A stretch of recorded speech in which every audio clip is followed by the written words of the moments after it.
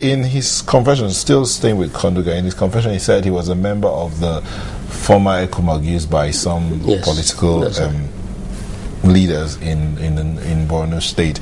Now, you were talking about some leaders of the state who came together to reach out to government and security, and this is what we're doing, this is what needs to be done. Now, but he says he was part of a group sponsored by one or some political leaders. Now, how does that play out? If leaders of the society, are you saying that the political leadership in the state is divided in such a way that some will be sponsoring these groups while others are publicizing? Where's the truth in this? Well, you know, in the scriptures they say out of every 12 disciples there's a Judas. And there may be one or two people who will pretend they are part and parcel of the group. This gentleman who is accused, the National Assembly person who is accused, is a very vocal person, and he was taken as one of the most radicals in the National Assembly when he was talking. So you really don't associate this kind of thing with him. But this idea of militancy in Nigerian politics is do or die affair, they call it.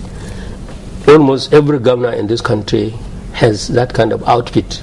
You don't call it militia because they are not legitimately armed, but they are there. You can call them thugs, you can call them anything. Every politician of note today in Nigeria has that kind of outfit.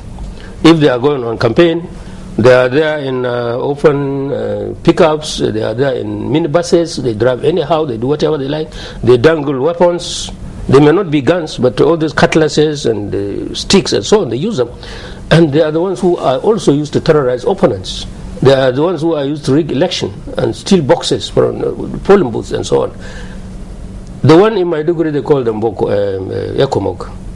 The one in Gombe, I think they call them something else. They call them, even the one in Bauchi, they all have names. So if that particular party, they fell out with it, the party that they were doing, or the governor who was whatever, it's always come to this money problem. Either they were promised something they are not delivered, and so they decamp. They now move their loyalty to somebody else who will pay. At the end of the day, probably, if they are rejected by everybody, then they become criminals, hardened criminals. Let's look at the courts yesterday. Well, some say it's a record trial. The moment he agreed to all of that, he was sentenced to 7 years, 9 years imprisonment. So what would you say to all of that? Would you want that to continue in our kind of judiciary, in our kind of judicial system? Well, from 1980 to date, probably that's the only criminal who is involved in rioting or terrorism who find himself behind bars. From Metesine down to anyone I can remember, nothing happened to anybody. They all dispersed and the matter is closed. Even if they are taken to court, the thing ends nowhere. You never hear about what happened to them. And don't forget, the same SSS told us about 3-4 months ago that they arrested 109 Boko Haramists. Nobody ever heard of what happened to those people. Were they really Boko Haram? Or just you pick people just like in those days when police want to be mischievous, they just go and arrest people and say they charge them with wandering, whatever wandering is. So that 109, from that 109, initial 109, they keep mentioning figures. So and so is our custody, so and so. What happened to them? Is there no evidence to take them to courts, or the matter was settled out of court? We don't know.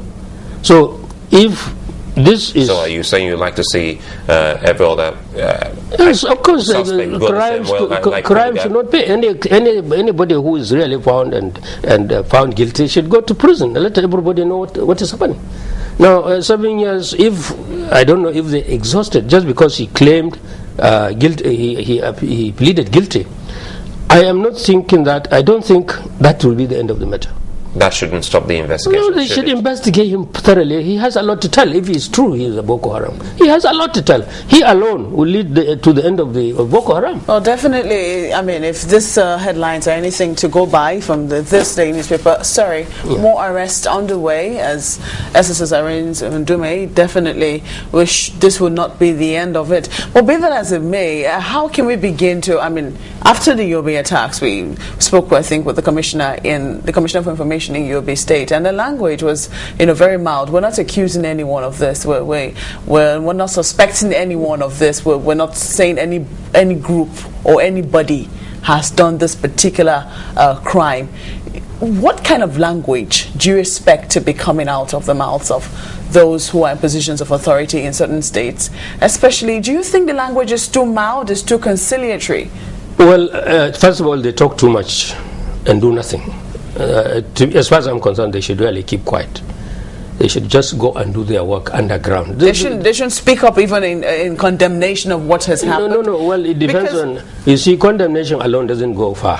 What security operatives are saying is, sometimes in this particular situation, that when terrorists attack, they not only attack security operatives or even the people, they also attack that fabric that keeps us together as a community, and that the community should come together and speak up, have a united voice. Do you think that so far so good we've had a united voice as a people, especially in the states where these attacks are happening? Well, but I mentioned it before. You cannot have united voice when those who came with good intention were not welcomed for whatever reason. They were ignored. At that time, they think superiority of arms is superior to common sense. So that's why it didn't work. And those people who even didn't say anything were perceived as enemies by Boko Haram, and they were attacked and they killed. How do you think we can move forward from there, from where we are right now, to that building our sense of community again? Well, so many things have happened. Nigerian people have been pauperized by all sorts of things. Urbanization has taken over. In those days, everybody knows everybody, and everybody is your neighbor's keeper. These days, people are just on their own, and because the system of government has changed completely. The government is not the same government they used to know. The leadership has cracked, and therefore you don't trust anybody anymore. So everybody to his tent. And unfortunately, that's what is happening. It's not just in Maiduguri, in all our urban centers. Even the villages where the values still remain at that local level, they too are being urbanized, they are being embedded by elites and other people. The values are changing completely. So it is a matter of leadership. If leaders should really lead by example, and there will be no fear, no favor.